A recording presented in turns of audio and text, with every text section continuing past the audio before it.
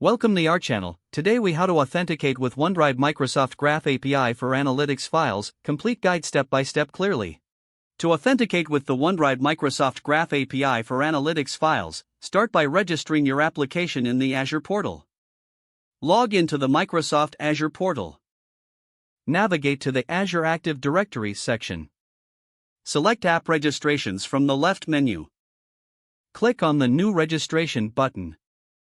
Provide a name for your application. Choose the appropriate account type for your organization. In the Redirect URI field, input your application's redirect URL.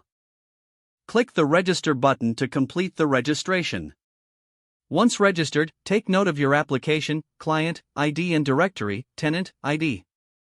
Next, navigate to the Certificates and Secrets section. Click on New Client Secret. Provide a description and expiration period for your secret.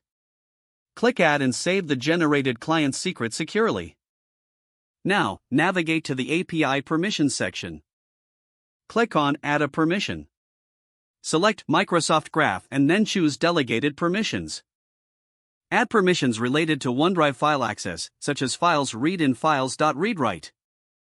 Make sure to click on Grant Admin Consent to finalize permission settings. With your application registered and permissions set, you can now acquire an access token. Use the OAuth 2.0 authorization code flow to request your access token. Make a POST request to the token endpoint with your tenant ID and other required parameters. Include your client ID, client secret, and redirect URI in the request body. Once you receive the access token, store it securely for subsequent API requests. Now, you can authenticate with the OneDrive Microsoft Graph API. Make a GET request to the OneDrive API endpoint, including the access token in the authorization header. Use the obtained token to access and analyze your files from OneDrive. Ensure that you handle token expiration by implementing a refresh token flow. Don't forget to like this video and subscribe to our channel for more step-by-step tech guides.